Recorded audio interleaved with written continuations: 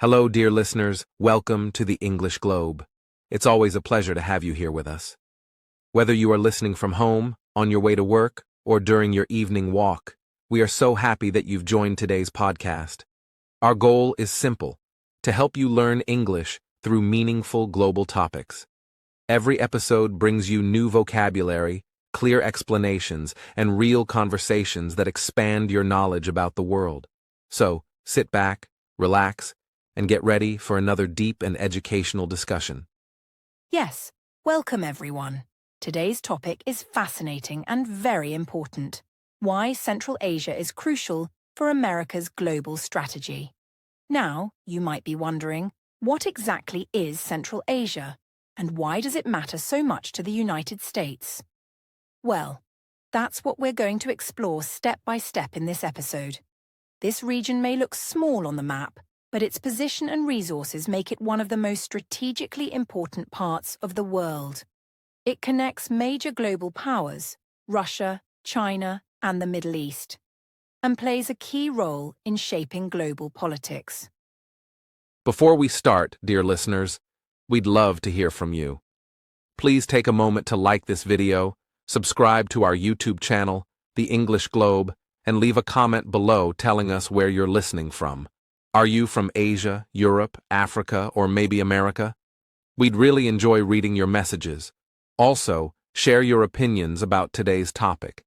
Do you think Central Asia is important for America's global strategy? Your thoughts and ideas help us create better educational content for you every week. That's right. Your engagement really inspires us. Now, let's begin by understanding where Central Asia is. Central Asia is a large region in the middle of the Eurasian continent. It includes 5 independent countries: Kazakhstan, Uzbekistan, Turkmenistan, Kyrgyzstan, and Tajikistan. These nations were once part of the Soviet Union, but they became independent after its collapse in 1991. The region is rich in natural resources such as oil, gas, uranium, and rare minerals. It also has a unique geographic position, right between Russia, China, South Asia, and the Middle East, which makes it a vital crossroads for global trade and politics. Exactly, Julia. If you look at a map, you'll see that Central Asia sits at the heart of the ancient Silk Road, the historic trade route that connected Europe and Asia. For thousands of years, this region has been a meeting point of cultures, religions, and civilizations. But in today's world, it's not only about history, it's about strategy. Central Asia is now a key arena for global influence, where major powers like the United States, China, and Russia compete for partnerships, energy resources, and political connections. This competition helps shape the world's future. That's what makes today's topic so interesting. Many people know about Europe or East Asia, but they often don't know much about Central Asia. However, this region plays a hidden but powerful role in international affairs. For America, Central Asia is not just about geography. It's about security, energy, and diplomacy. The US has strategic interests there that affect global stability, especially when we talk about topics like terrorism, trade routes, and relations with other big powers. Understanding this region helps us understand how America shapes its global strategy. You're absolutely right, Julia. And for our English learners listening today, this topic is not only about politics, it's also a great chance to learn new vocabulary and expressions used in discussions about world affairs. You'll hear words like geopolitics, strategic hub, influence, and regional balance. These are important terms if you want to understand international news or improve your English for global conversations. So while we talk about Central Asia, keep listening carefully to how we use these words. It will help you build a strong vocabulary and a deeper understanding of how English is used in global contexts. Exactly. Now, let's think for a moment. Why would America, a country far away from Central Asia, care so much about this region? One reason is that geography still matters in world politics. Even in our modern age of technology and communication, the physical location of countries can decide who controls trade, energy, and influence. Central Asia's location between major powers makes it a place of constant strategic interest. It's like a bridge, connecting the East and the West. And whoever builds strong relations here can shape future trade and security patterns across the entire continent. And another reason, Julia, is that Central Asia holds enormous natural resources, especially oil and gas. These resources are essential for global energy markets. America wants to ensure that this region's resources are available through open, fair, and independent trade, not controlled by just one or two countries.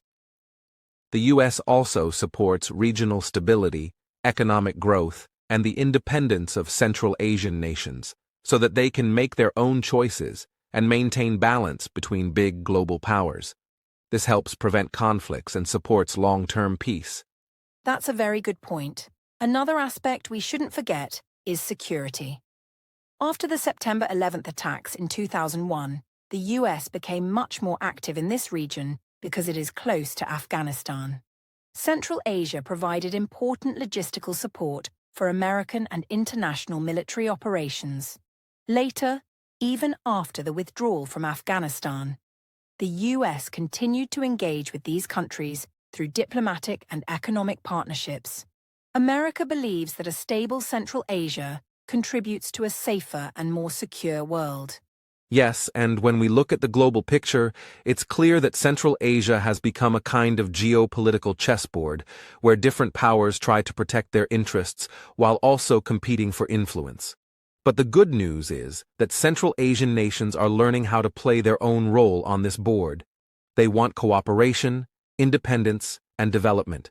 They do not want to be under the control of any single foreign power. And that's where the United States sees an opportunity to offer partnership without dominance, focusing on education, technology, and mutual growth. That's a wonderful observation, Adam. And to our dear listeners, this is exactly why understanding this topic matters. When you learn about Central Asia and its connection to America's global strategy, you're not just learning about politics, you're learning about how the world is interconnected. Every event, every decision, and every partnership influences global peace and economy. And as English learners, you are becoming more globally aware citizens who can read international news with confidence and understanding. Absolutely. And that's the mission of the English Globe. We believe that learning English is not only about grammar and pronunciation, it's about understanding the world through language. So, if you're enjoying today's episode, please don't forget to like this video, subscribe to the English Globe, and tell us in the comments where you are listening from. We would love to know if you are tuning in from India, Pakistan, the Middle East, Africa, Europe, or anywhere else around the world. And let us know, what do you think makes Central Asia so important for America's strategy? Thank you for being part of this global learning community. Stay with us, because in the next part of our podcast, we will travel back in time to understand the historical background of Central Asia after the fall of the Soviet Union, a time that completely changed the political map of the world and opened new doors for American diplomacy. But for now, take a moment to reflect on what you've learned today about geography, strategy, and the power of connection between nations. Now that we understand where Central Asia is and why it's so important, let's go back in time for a moment. To really understand America's strategy in this region, we have to look at the past, especially the early 1990s. In 1991, the world witnessed one of the most significant political events in modern history, the collapse of the Soviet Union. This event completely changed the political map of Eurasia and gave birth to 5 new independent countries: Kazakhstan, Uzbekistan, Turkmenistan, Kyrgyzstan, and Tajikistan. Yes, Julia. For more than 70 years, these nations were part of the Soviet Union, ruled from Moscow, and had very little independence in their political or economic decisions. When the Soviet Union dissolved, these countries suddenly became free. but also faced enormous challenges. They needed to build new governments, create stable economies, and find their place in the world. For the first time, Central Asia had to make its own choices, and many global powers, including the United States, began to pay close attention. Exactly. During the Cold War, Central Asia was closed to the West. Most Americans and Europeans knew very little about it. But after 1991, things changed quickly. The United States saw an opportunity to help these new nations develop independent political systems, free markets, and open societies. Washington hoped that by supporting their independence, it could also limit the return of Russian influence and promote stability across the region. The early 1990s became a time of diplomatic excitement. Embassies opened, agreements were signed, and new partnerships began. That's right. And one of the first goals of the U.S. was to support economic transition. These countries were shifting from communist-style planned economies to market-based systems. It was not an easy process. Inflation was high, unemployment grew, and corruption became a serious issue. The United States, together with other Western countries, offered financial assistance, development aid, and technical training to help local governments manage these difficult changes. American companies also began exploring opportunities, especially in energy and mining sectors, where Central Asia had great potential. And we should not forget the cultural side too. The 1990s brought new connections in education and communication. American universities started programs for Central Asian students, and English became an important language for business and diplomacy. Through these connections, many young people in the region began to see the United States as a model for education, technology, and modern governance. This soft power approach, the use of culture and education rather than military force, became one of America's strongest tools in building friendly relationships in the region. Exactly, Julia. Soft power was very effective, especially at a time when these countries were searching for new identities. But it's also true that America was not the only player interested in Central Asia. Russia, of course, wanted to maintain its old influence. Moscow continued to control many trade routes and pipelines that connected the region to world markets. It also had strong cultural and linguistic ties. Russian remained a common language of communication, and many Central Asian families still had deep social and economic links to Russia. That's true, and soon another big power began to appear on the horizon: China. During the late 1990s and early 2000s, China's economy was growing fast, and it began to look westward toward Central Asia for energy, trade, and security cooperation. So even in the early years of independence, Central Asia found itself surrounded by three giants: Russia, China, and the United States. Each of them wanted good relations with these new countries, but each had different goals and methods. The region became a diplomatic arena of cooperation and quiet competition. Yes, and that competition continues even today. But back in the 1990s, the main American focus was stability and development. The U.S. supported programs that encouraged democracy, human rights, and free elections. However, it was not an easy path. Many Central Asian governments were led by former Soviet officials who preferred strong control rather than open democracy. As a result, political reforms moved slowly. Still, America maintained diplomatic engagement, believing that long-term stability would come from gradual development rather than quick political change. It's interesting, isn't it? Each country took its own direction. Kazakhstan became known for its energy resources and ambitious modernization projects. Uzbekistan focused on agriculture and trade routes. Turkmenistan kept a more isolated policy, controlling its natural gas exports carefully. Kyrgyzstan and Tajikistan, being smaller and less wealthy, faced tougher economic conditions, but still played important regional roles. The United States had to design separate strategies for each of them, balancing economic cooperation, political dialogue, and regional security. You're right, Julia. And we should mention something important for our English learners. This is where the word geopolitics truly comes to life. Geopolitics means the way geography and politics are connected. In Central Asia, geography has always determined destiny. These countries are landlocked, meaning they have no direct access to the sea. This makes them dependent on their neighbors for trade routes, energy pipelines, and transportation. The U.S. understood this challenge and began supporting infrastructure projects that could connect Central Asia to new global markets, especially through South Asia. That's a great explanation, Adam. And it also shows why this region became so valuable for America's global strategy. For Washington, Central Asia represented both a challenge and an opportunity. A place where democratic values could be promoted, energy security could be improved, and new diplomatic partnerships could be built. However, at the same time, it was a difficult region to access, full of political complexities and competing interests. The US had to move carefully, balancing its ideals with practical diplomacy. Yes, the 1990s and early 2000s were a time of learning and adaptation for both America and the Central Asian states. The U.S. built embassies in every capital, established the C5+1 dialogue, which stands for the 5 Central Asian countries plus the U.S., and supported international organizations working for peace and economic reform. But it also learned that true influence in the region requires patience, respect for local cultures, and understanding of historical sensitivities.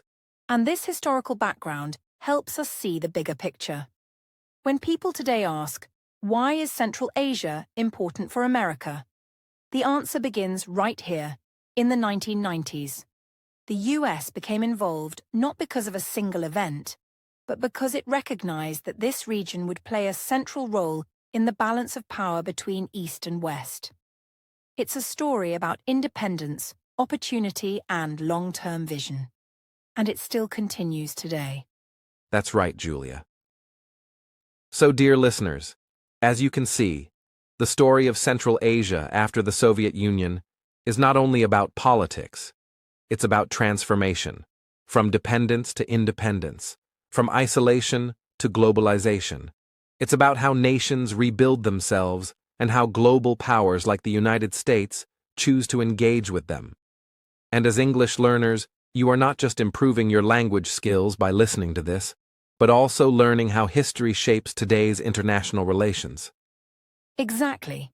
And if you're enjoying this journey through history and language, please make sure to like this video, subscribe to the English Globe, and tell us your thoughts in the comments section. Do you remember when your country gained independence or went through a major change? How do you think history influences the way nations connect with each other today? We'd love to read your ideas. Thank you, everyone, for staying with us. In the next part of our discussion, we'll move from history to economics, exploring how energy and natural resources turned Central Asia into one of the world's most valuable regions and how that shaped America's global interests. Stay with us as we continue to learn English and understand the world together. In our previous section, we explored how the collapse of the Soviet Union gave birth to 5 independent Central Asian nations and opened new doors for American diplomacy.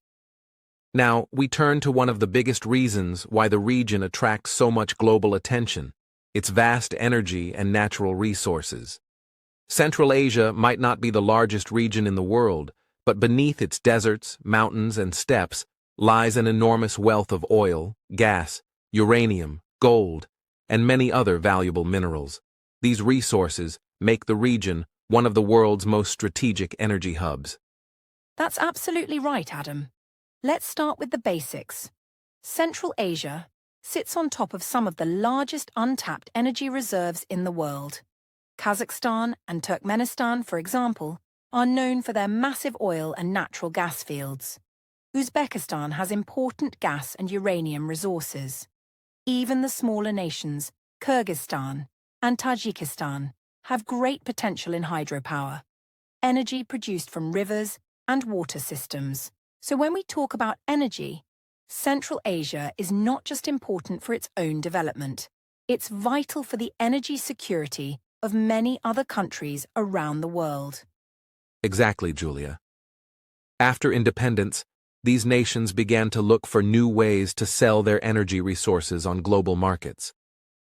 But there was one big problem. They are landlocked, meaning they have no access to the sea.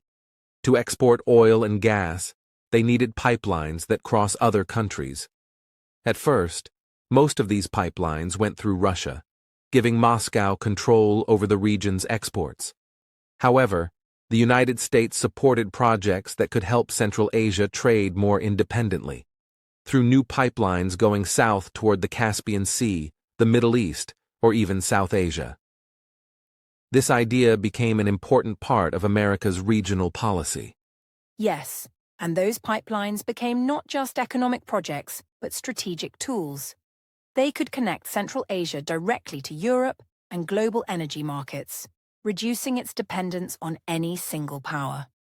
One of the best-known examples is the Baku-Tbilisi-Ceyhan pipeline, which connects oil from the Caspian region to Turkey and then to international markets. Even though it does not pass through all Central Asian states, it represented a new model, an independent route supported by the US and Western partners. This showed how infrastructure could become a symbol of freedom and economic balance. That's a great point. And for our English learners listening today, this is where you can learn some important new terms. The word infrastructure means the physical systems that support a country, like roads, pipelines, power lines, and railways. The word supply chain means the network through which goods and resources move from producers to consumers. In the context of energy, a supply chain connects oil fields, pipelines, ports, and finally, the markets where people buy fuel.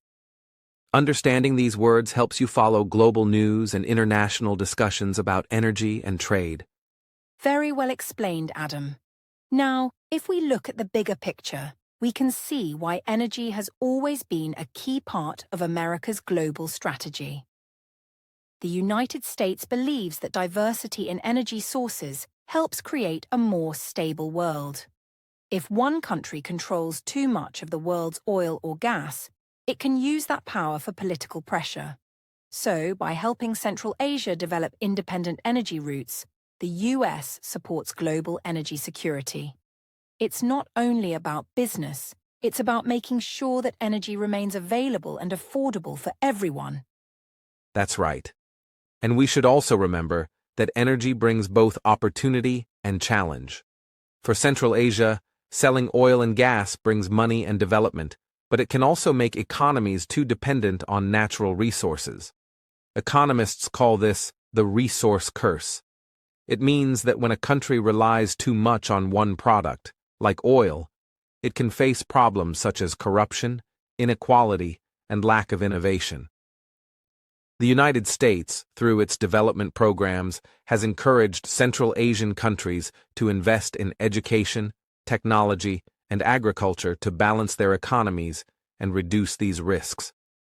Yes, and one interesting example is Kazakhstan, the largest country in Central Asia. It has become one of the top oil producers in the world, exporting to Europe and Asia. American energy companies have invested billions of dollars there since the 1990s, bringing technology and expertise. However, the Kazakh government also works with Russia and China, showing how the region must balance relationships with different global powers. This balance is what makes Central Asia's energy story so complex and so fascinating for both economists and political observers. Another good example is Turkmenistan, which holds some of the largest natural gas reserves on the planet. It exports gas mainly to China through massive pipelines, but it has also discussed routes to South Asia and Europe. The United States supports these efforts for one main reason. They create energy independence for Central Asia and reduce the risk of monopoly control by any single country. America's goal is not to dominate the market, but to help countries make free and fair choices in how they trade their resources. And when we talk about energy, we should not forget nuclear materials. Uzbekistan and Kazakhstan are among the world's biggest suppliers of uranium, which is used to produce nuclear energy. The US has cooperated with these countries to ensure that uranium is traded safely and that nuclear materials do not fall into the wrong hands. This cooperation is part of a larger effort known as non-proliferation, which means preventing the spread of nuclear weapons. It's a powerful example of how energy security and global peace are deeply connected. That's very true. And for our English learners, the word non-proliferation is important to know. It's used often in international news when countries talk about arms control and safety. It's another example of how one topic, like energy, connects to many others, from economics to environment to global security. This is why Central Asia's natural resources are not just local treasures. They are global interests that involve powerful countries and international organizations working together for stability. Another factor that is becoming increasingly important is renewable energy. Central Asia has great potential for solar and wind power because of its large open spaces and sunny climate. The United States and European countries have begun supporting renewable energy projects in the region to help reduce dependence on oil and gas. This shift also supports environmental goals, reducing pollution and fighting climate change. So, while oil and gas are still central today, the future of the region's energy could look very different in the next 20 years. And this change fits perfectly with America's modern strategy. The U.S. wants to promote innovation and technology in global energy markets. By helping Central Asia move toward cleaner energy and more sustainable development, it builds long-term partnerships that go beyond politics. This approach also opens new fields for cooperation in science, research, and education, where young people from Central Asia can study energy management, engineering, and environmental science, often in American universities or through joint programs. That's such an inspiring thought, Adam. It shows that energy is not just a source of power, it's a bridge for cooperation. It connects countries, economies, and people. For the United States, engaging in Central Asia's energy development means building trust, supporting growth, and ensuring a stable future for both sides. For Central Asian nations, it means having more choices, stronger economies, and a better position in the global community. It's truly a partnership built on mutual benefit. Exactly. And to our dear listeners, as you can see, understanding the energy map of Central Asia gives us a clearer picture of why this region is so crucial for America's global strategy. It's about security, economics, and the future of sustainable energy. And of course, for you as English learners, this discussion gives you the chance to practice new words like infrastructure, supply chain, renewable energy, and non-proliferation. Try to remember them, write them down, and use them in your own sentences. Yes, that's a great idea. And before we move to the next section, we'd love to hear your opinions. What type of energy is most common in your country? Oil, gas, or renewable sources like wind and solar? Share your thoughts in the comments section below. And if you haven't yet, please like this video, subscribe to the English Globe, and help us reach more learners around the world. Together we can learn English through global stories that matter. Thank you so much for staying with us, everyone. In our next section, we'll talk about how security and counterterrorism made Central Asia even more important for the United States after the events of September 11th, and how cooperation in this area shaped the region's modern history. Stay tuned and keep learning English with knowledge and purpose. After the tragic events of September 11th, 2001, America's global strategy changed dramatically. The attacks made the fight against terrorism a top priority for the United States. This focus led Washington to look towards Central Asia, a region close to Afghanistan, where the main conflict was centered. The term counterterrorism became one of the most important words in U.S. foreign policy. It means actions taken to stop terrorism and protect nations from violent threats. Exactly, Adam. The US realized that to defeat terrorism in Afghanistan, it needed strong alliances with nearby countries. An alliance means a partnership or friendly agreement between nations that work together for a shared goal. Central Asia's geography made it the perfect area for logistics, intelligence, and support bases. Countries like Uzbekistan and Kyrgyzstan became key partners during those years. The American military built and used bases there to transport supplies, aid, and troops into Afghanistan. One major example was the Karshi-Khanabad Air Base in Uzbekistan, often called K2. It served as a crucial hub for U.S. operations in Afghanistan. Similarly, the Manas Air Base in Kyrgyzstan became a key transit point for soldiers and equipment. These bases helped America move its forces quickly and safely. The cooperation between the U.S. military and Central Asian governments marked a new chapter of military cooperation, which means working together between armed forces of different countries. For Central Asian governments, this partnership brought benefits too. The US provided training funding and technology to help these countries strengthen their own security. Joint exercises and intelligence sharing improved their ability to deal with extremist threats and border challenges. In return, America gained access to strategic locations and reliable regional allies. These relationships made Central Asia one of the most important regions for Washington's global security efforts in the early 2000s. However, as the years passed, things began to change. Political tensions, human rights concerns, and public opposition in some Central Asian states slowly weakened these partnerships. When the U.S. finally withdrew from Afghanistan in 2021, its direct military presence in Central Asia had already decreased. The American bases in Uzbekistan and Kyrgyzstan had closed years earlier.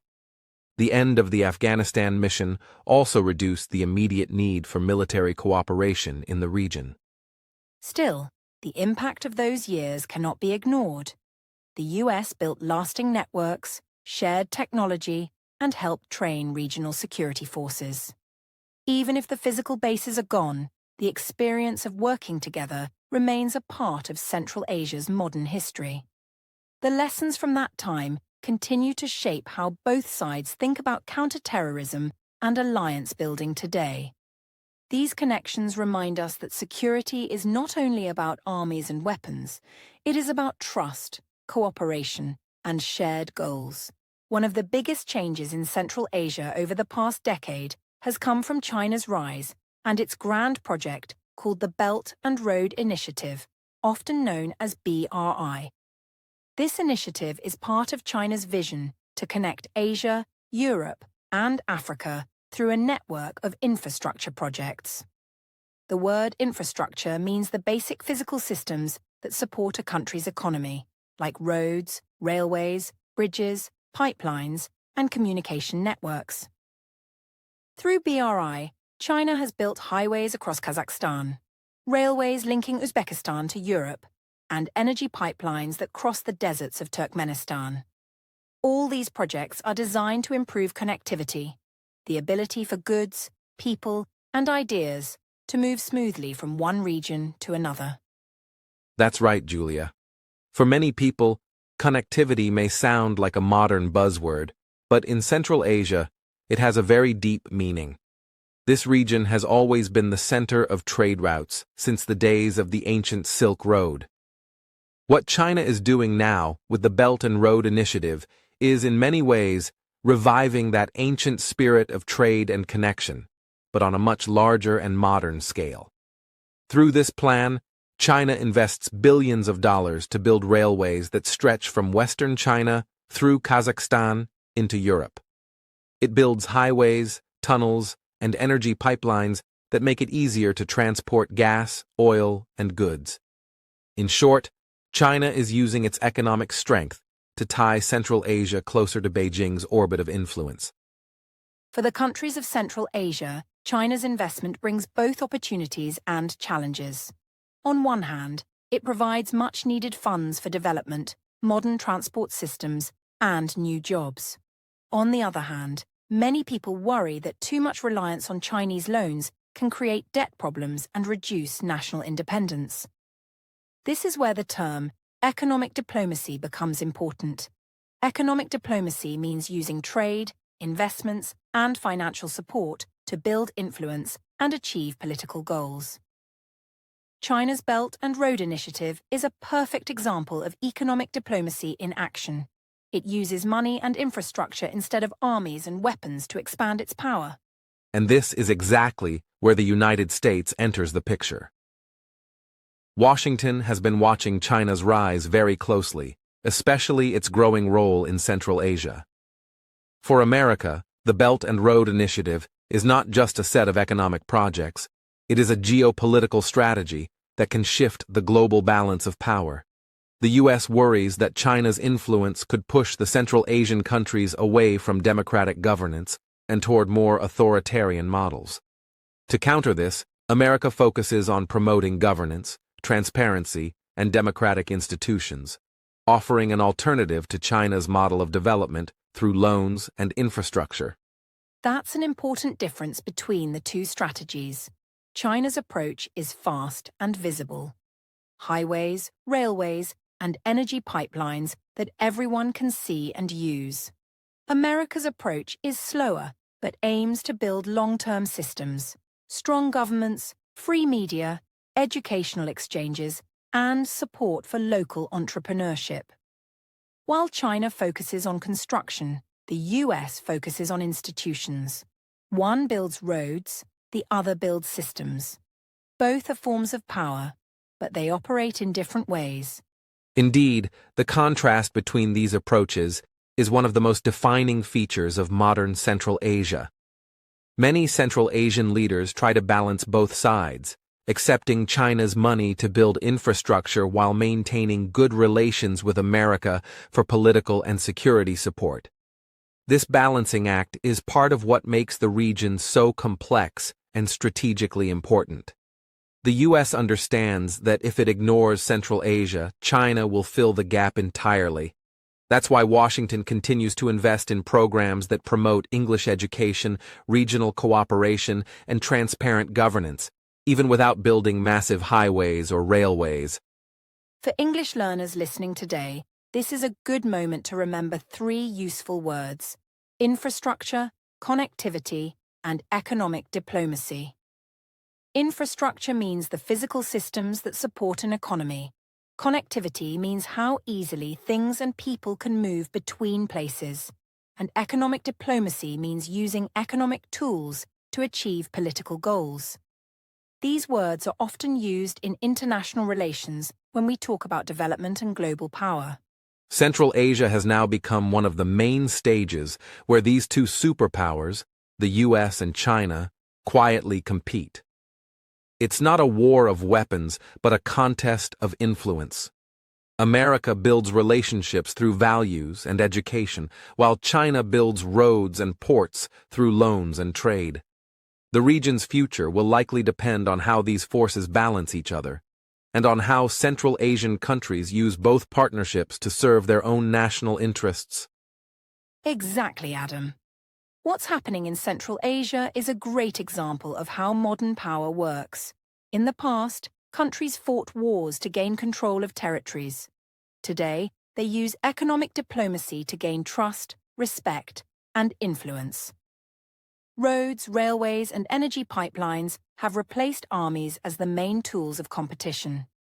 The Belt and Road Initiative is China's way of shaping the future of global trade. And the United States is responding by building its own networks of cooperation, partnership, and education. The world is changing, and Central Asia is right at the center of that change. When we look at Central Asia, we cannot ignore Russia's deep and historic connection with the region. For more than a century, Russia played a dominant role in Central Asia's politics, economy, and culture. During the Soviet era, all 5 Central Asian republics, Kazakhstan, Uzbekistan, Kyrgyzstan, Tajikistan, and Turkmenistan were part of the Soviet Union. Moscow controlled their industries, their education systems, and even their foreign relations. This long relationship created what political experts call a sphere of influence. The term sphere of influence means an area where one powerful country has strong control or influence over the policies and decisions of smaller neighboring nations. Yes, Adam. And even after the collapse of the Soviet Union in 1991, Russia continued to maintain close ties with these new independent states. The Russian language is still widely spoken.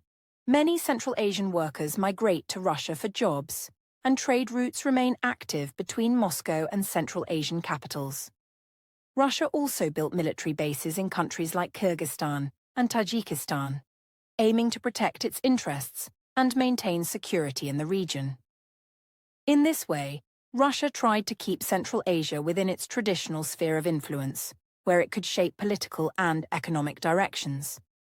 However, the world today looks very different from the world of the 1990s. Russia's influence, while still strong, has faced new challenges in recent years.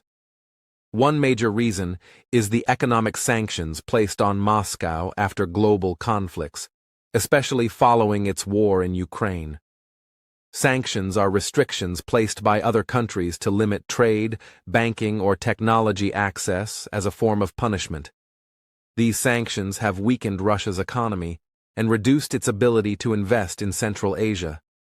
Many of its large companies that once dominated regional trade now struggle to compete with China's massive Belt and Road projects or Western investment programs. That's true, and we can see a visible shift happening. As Russia's power weakens due to its internal and international pressures, Central Asian countries are quietly expanding their relationships with other global players like the US, China, Turkey, and even the European Union. This gradual decline of Russian dominance has created what analysts call a strategic vacuum. A strategic vacuum means an empty space of influence, a situation where a once powerful country loses control, leaving room for others to step in and fill that space. Both America and China see this vacuum as an opportunity to increase their roles in the region, though in very different ways. Exactly, Julia. The United States focuses on values such as transparency, education, governance, and democratic partnership, while China uses its economic power, loans, and infrastructure to expand its presence. With Russia no longer able to dominate as before, Central Asia now finds itself balancing between these two new forces. This situation affects what we call the regional balance. The term regional balance refers to the way power, influence, and cooperation are shared among countries in one geographic area. A balanced region usually avoids domination by one single power, allowing countries to make their own choices more freely. For the countries of Central Asia, this moment is both a challenge and an opportunity. They are trying to redefine their identities beyond Russia's shadow while still keeping cultural and economic connections alive. Many Central Asian leaders now see value in maintaining friendly relations with Moscow, but they also understand the importance of diversifying partnerships. By working with the US, they gain access to global education, technology, and development programs. By engaging with China, they receive infrastructure investments and loans. In other words, they are learning how to manage their own regional balance between old ties and new opportunities. Russia, of course, still holds deep emotional and historical influence in the region. Many families across Central Asia have relatives living in Russia. The Russian media continues to reach millions of Central Asian viewers. Yet, Moscow's position is no longer as strong or unquestioned as it once was. The political landscape has become more competitive, and this competition gives Central Asia more independence to decide its own path. America and China are both adapting their policies to respond to these new dynamics, each seeking to fill the strategic vacuum left by Moscow's retreat. For English learners listening to this episode, let's review the 3 new expressions we introduced today. Sphere of influence means an area controlled or influenced by a powerful country. Regional balance means the equal distribution of power among countries in a region to maintain stability. And strategic vacuum refers to the empty space of influence left when a dominant power loses control. These phrases are often used in international relations and global politics. Understanding them helps you read world news more effectively and discuss global issues with confidence. Central Asia's relationship with Russia reminds us how history continues to shape the present. Old connections may weaken, but they never disappear completely. As Russia faces its new realities, the region's future will depend on how well it can balance its partnerships and protect its independence. In the next phase of the global story, Central Asia will remain a critical area where old powers adjust and new powers rise, and the world will be watching closely to see how this delicate regional balance unfolds. When we talk about America's approach in Central Asia today, it is important to understand the concept of soft power. Unlike military strength, soft power is the ability to influence others through culture, education, ideas, and values rather than force. The United States has long focused on this approach in Central Asia. By investing in schools, universities, technology, and governance programs, Washington aims to strengthen societies and encourage long-term stability. These efforts help countries grow while promoting values like transparency, accountability, and human rights. Exactly, Julia. One of the most notable platforms for this strategy is the C5+1 format. This is a diplomatic framework that brings together the United States and all 5 Central Asian countries: Kazakhstan, Uzbekistan, Kyrgyzstan, Tajikistan, and Turkmenistan. The purpose is to foster dialogue on issues like trade, security, energy, and education. The C5+1 is not just a meeting or conference. It represents a system of continuous engagement, where ideas are exchanged and collaborative projects are launched to promote regional growth. Another important tool is what we call development assistance. This means providing financial support, training, and technical expertise to help countries improve education, health, and economic systems. For example, American programs support scholarships for students to study abroad, offer teacher training in schools, and fund technology initiatives that help modernize government services. All of these programs reflect the use of soft power to build trust, strengthen partnerships, and prepare Central Asian nations for a more interconnected world. Bilateral cooperation is another key concept. This term, bilateral cooperation, refers to collaboration between 2 countries on specific projects or goals. While the U.S. works collectively through C5+1, it also develops direct partnerships with individual Central Asian countries. For instance, Washington may help Kazakhstan modernize its energy sector, support education reforms in Uzbekistan, or fund technology and infrastructure projects in Kyrgyzstan. These focused efforts allow America to address specific challenges while strengthening trust and influence in the region. The long-term goals of the United States in Central Asia are clear. Washington wants to promote peace, stability, and economic development while supporting freedom and governance reforms. By focusing on education, technological progress, and transparent institutions, the U.S. helps countries build stronger societies capable of managing their own challenges. At the same time, America ensures that the region remains open to international trade, connected to global markets, and resilient to external pressures from other powers like China or Russia. Soft power works quietly but effectively. When young people from Central Asia study in American universities or participate in professional exchange programs, they gain skills and knowledge that can transform their societies. When governments receive guidance on good governance and economic management, they can make reforms that benefit citizens. All of these actions, combined with the C5+1 platform, help the U.S. maintain a presence in Central Asia without relying on military intervention. For English learners, the 3 expressions in this section are important to remember. Soft power is influenced through ideas and culture rather than force. Bilateral cooperation is collaboration between two countries. And development assistance is financial or technical support provided to help a country grow and improve its systems. These terms are widely used in discussions about international relations and diplomacy, and understanding them helps learners follow news and global policies more effectively. By combining diplomacy, education, and economic support, the United States aims to create a Central Asia that is peaceful, prosperous, and independent. This strategy is subtle but far-reaching, shaping the region's development while maintaining America's role as a trusted partner. In the next section, we will examine how regional organizations and international partners, including NATO and the European Union, interact with Central Asia, adding another layer to the complex global relationships in this important region. When we talk about America's role in Central Asia, it is important to understand that maintaining influence in the region is not easy. There are many challenges, some of which are natural and some political. First, geographic distance makes communication and direct involvement difficult.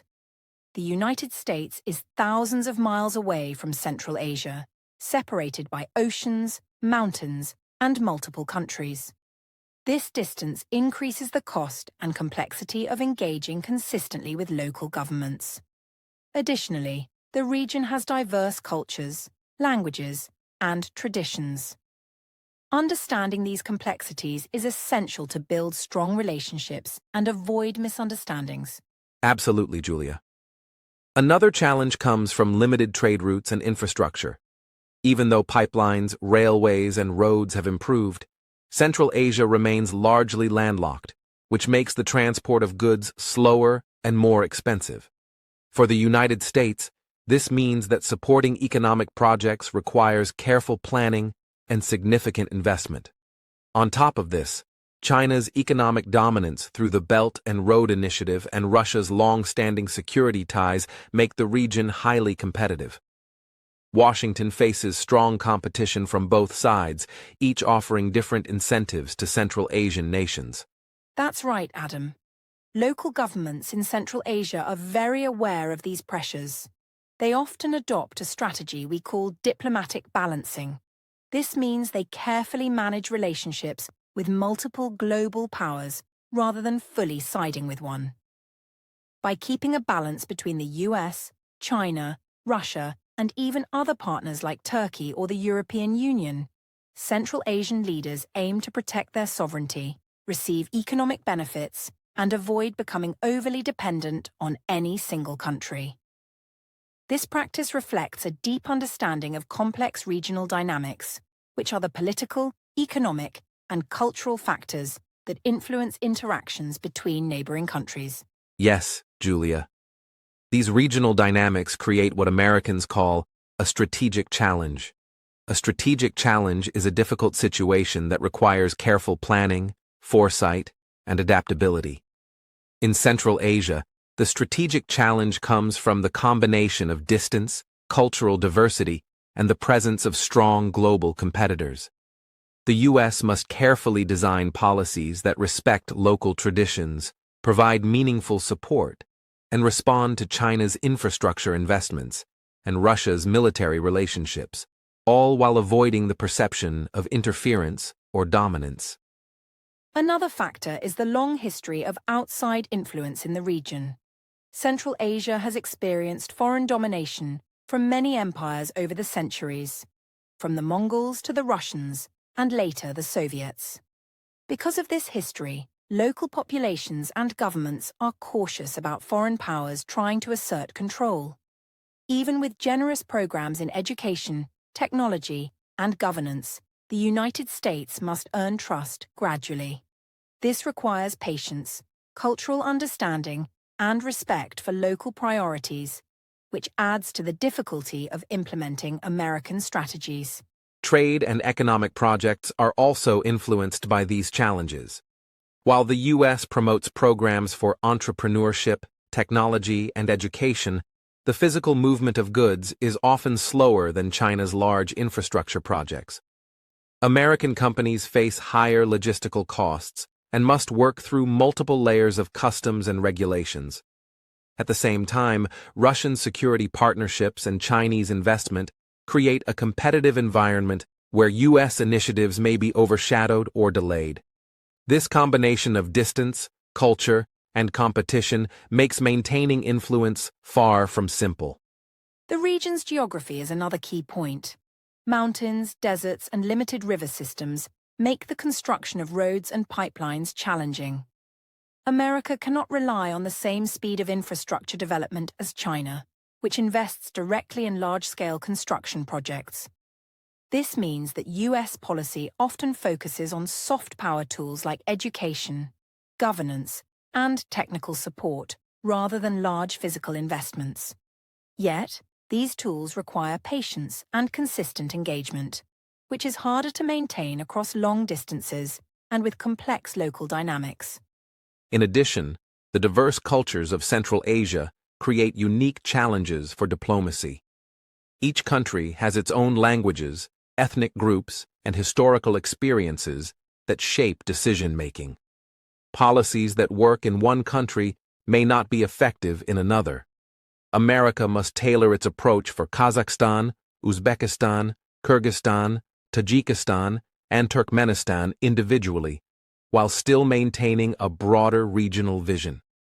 This requires deep understanding, local partnerships, and careful communication, which adds to the strategic challenge of the region. For English learners, the expressions in this section are important to remember. Diplomatic balancing means managing relationships with multiple powers without fully committing to one. Regional dynamics refers to the complex mix of political, economic, and cultural factors that influence a geographic area.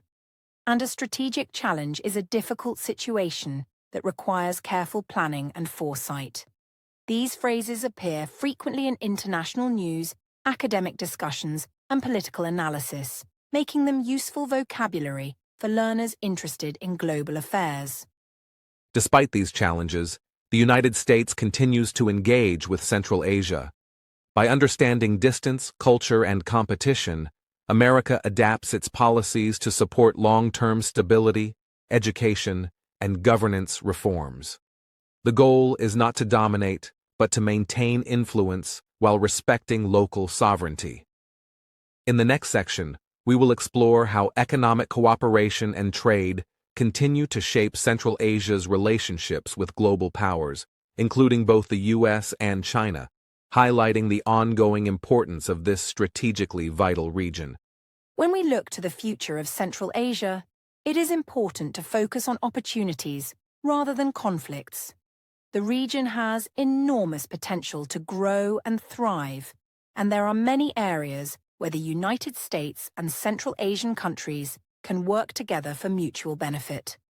One of the most promising areas is education. Young people in Kazakhstan, Uzbekistan, Kyrgyzstan, Tajikistan, and Turkmenistan are increasingly learning English, studying abroad, and participating in international exchange programs. This language skill allows them to connect with the world, access global knowledge, and contribute to their country's growth. Mutual cooperation in education can create a generation of leaders who understand both local traditions and global ideas. Absolutely, Julia. Beyond education, technology offers enormous possibilities for collaboration. The region is undergoing digital transformation, which means the adoption of modern digital technologies in government, business, and daily life. American companies and institutions can help Central Asian countries develop software systems, e-governance tools, and digital platforms for education and healthcare. By supporting this digital transformation, the U.S. strengthens economic growth while promoting transparency, efficiency, and innovation. Young people, especially, are quick to embrace technology, creating a bridge between local talent and international expertise. Another promising area is trade and economic development. Central Asia is strategically located between East and West, making it a hub for commerce and transport. By investing in trade partnerships, providing expertise in business development, and supporting small and medium enterprises, America can help these countries integrate into the global economy. This kind of mutual cooperation ensures that both sides benefit.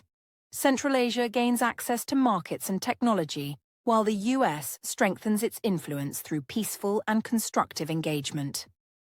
Climate and renewable energy are also vital areas for cooperation. Central Asia has vast potential for solar, wind, and hydroelectric energy. By collaborating on renewable energy projects, the US and Central Asian nations can address environmental challenges while creating jobs and sustainable growth. Investments in green technology not only reduce carbon emissions, but also build energy security for the region. Together, both sides can pioneer projects that improve the environment and demonstrate that economic growth and environmental protection can go hand in hand. The role of young people cannot be overstated.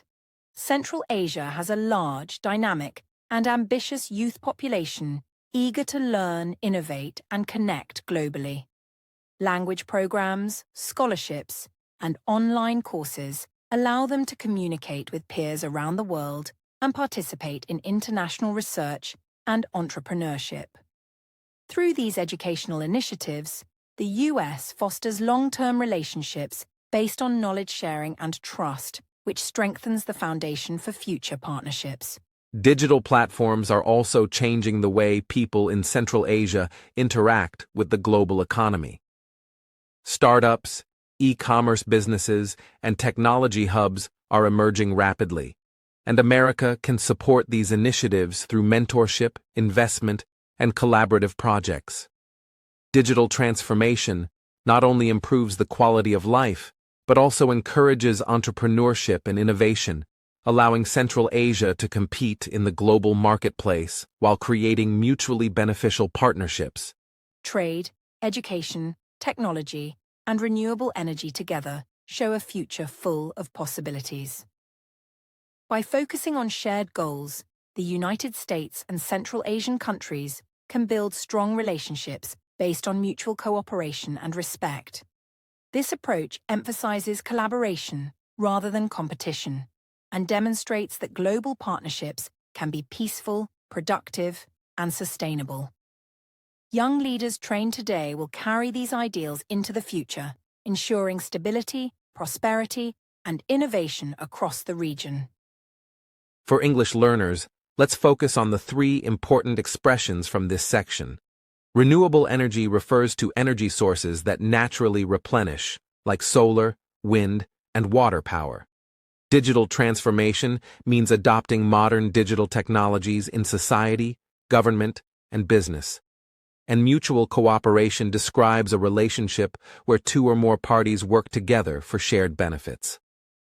These phrases are commonly used in discussions about global development, international policy, and economic planning, making them valuable for learners interested in world affairs.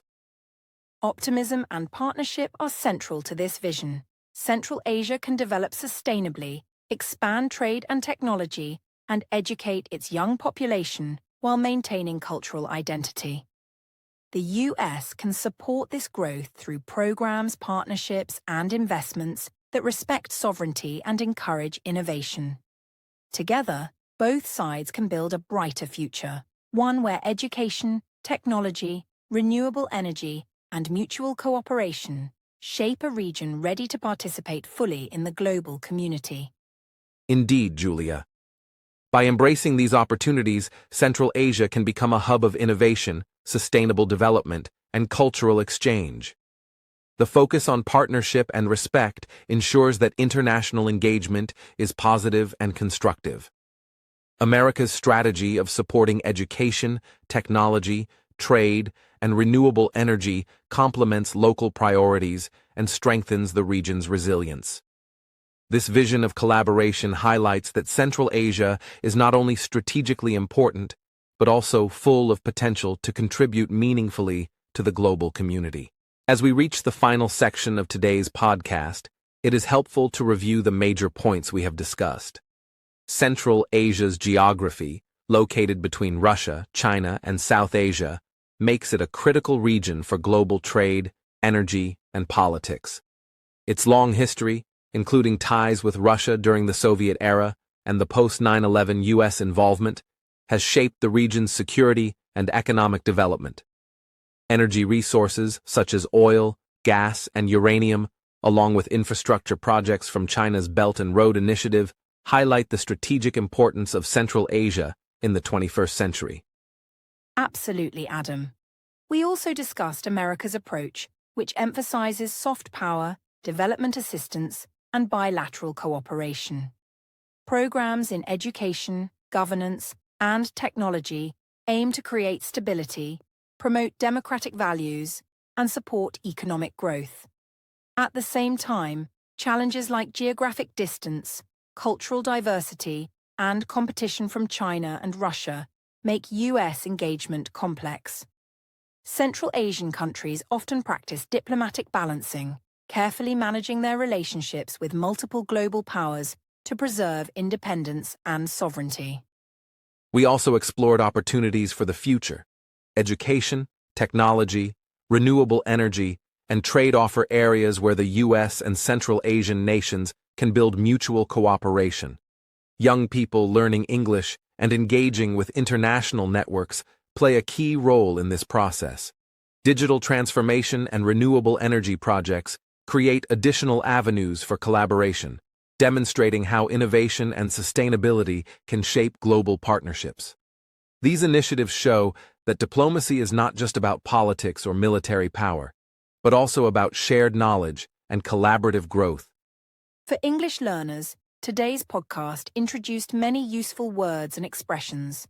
Terms like counterterrorism, alliance, infrastructure, connectivity, economic diplomacy, sphere of influence, regional balance, strategic vacuum, soft power, bilateral cooperation, development assistance, diplomatic balancing, regional dynamics, strategic challenge, renewable energy, digital transformation, and mutual cooperation are essential vocabulary for discussing international relations and global affairs.